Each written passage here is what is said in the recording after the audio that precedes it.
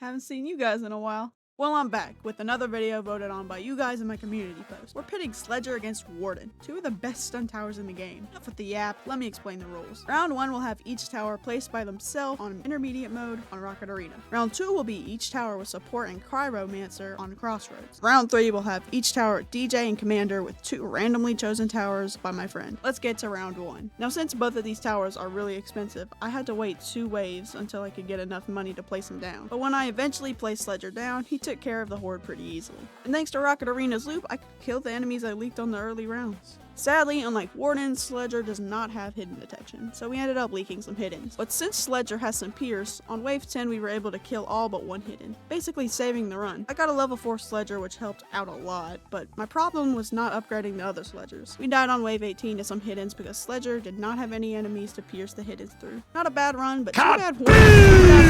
I'm gonna waste your time. Warden got to the final wave. Literally nothing else but Warden. We didn't win the mode, but we definitely won this round. So that means Warden is in the lead. I forgot to record the start of Warden's second round, but I'll tell you what happened. I forgot Cryomancer doesn't do damage, so I placed it for early defense. Once I realized my mistake, I saved for Warden. If you're wondering why I'm using Cryo instead of Pyro, it's because I'm on Molten mode, and what would Pyro do? Now, since Warden has hidden detection, he could easily deal with the hidden zombies. But I was really distracted this round. My friends kept texting me and my mom called me during it, so I was AFK a lot this round. I also left auto skip on, which meant we got enemies from the new wave while there were still enemies from the previous wave that we didn't kill. We died on wave 17 to some hazmats. I changed the rules a little in Sledger's turn. Since Sledger does not have hidden detection, I decided I would use 1 consumable every wave that there was a hidden bush. I know it might seem a little unfair, but what are you gonna do about it? It's my channel. But even with Barricade, I still had 1 HP left. Obviously, Sledger handled the Molten like they were a normal enemy, but ironically, we died to a hidden boss. Not even DJ or Commander helped. Now let's message my friend for my towers for round 3. While we wait for him, let's go advertise my channel in a TDS lobby.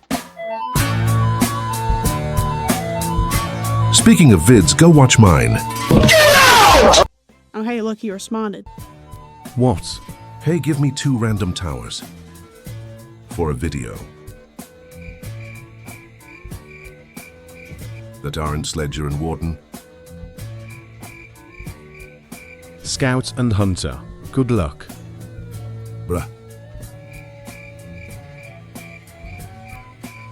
Not just kidding. I'll make it interesting. What towers you already have so I don't choose them again? I'm using DJ, Commander, and Sledger. Cowboy and Farm, good luck. Well, now that we have Sledger's towers, let's go play. But before we go, the reason I didn't use the wheel this time was because some of you said it was pure RNG last time. And I thought you had a good point, so I did this instead. I leaked with Cowboy early defending. Oh, I suck at this game. After I got my extra money for an upgrade that could cover the entire circle at the start of Grass Isle, it was smooth sailing for that. I placed a Sledger on wave 7 to help with the massive amount of heavies coming on wave 8. Now, since I don't really use Cowboy and Farm in the same loadout, I was questioning how to balance Farm and Cowboy. The smartest decision probably would have to not use Farm on these early waves, but I didn't do that because I have the IQ of a 3rd grader. I almost leaked some hiddens, but didn't thanks to having a level 3 Cowboy clutch. I placed down a DJ on wave 11 after trial and error, but when I eventually placed it down, I upgraded it to level 3 and put it on red. Because, let's be honest, money wasn't a concern and who uses purple track? But we died to a Fallen on wave 14, even with Call of Arms. Now this is the final round, so if he picks garbage for Warden's extra towers, Sledger might win. Okay, give me 2 more towers. Breh. Farm and Ranger, LOL. Can't be the same. Happy with that. Breh. Scout and Ranger. Happy. Gold Scout or not?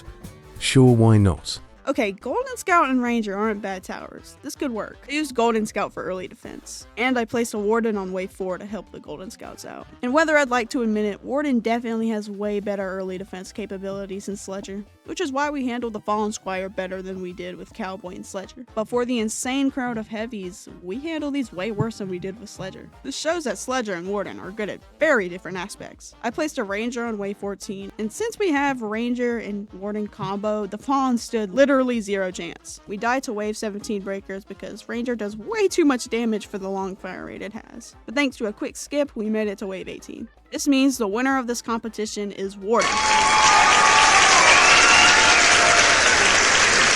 Yeah, GG. But before I let you go for another 2 months, like I said during Warden's Round, these towers are good at 2 different things. One's better at crowd control and one's better at stunning. Just because Warden won the silly little competition doesn't mean he's the better tower. I personally don't use either of these towers a lot. They just want to pull in my post tab. Also, thanks to my friend Precious for not saying, screw you, no, I'm not giving you towers. I'll link his channel down below, but we post very different content. He posts doors and I post, well, look at what you're watching. But with that, thanks for watching to the end. You are officially cool now.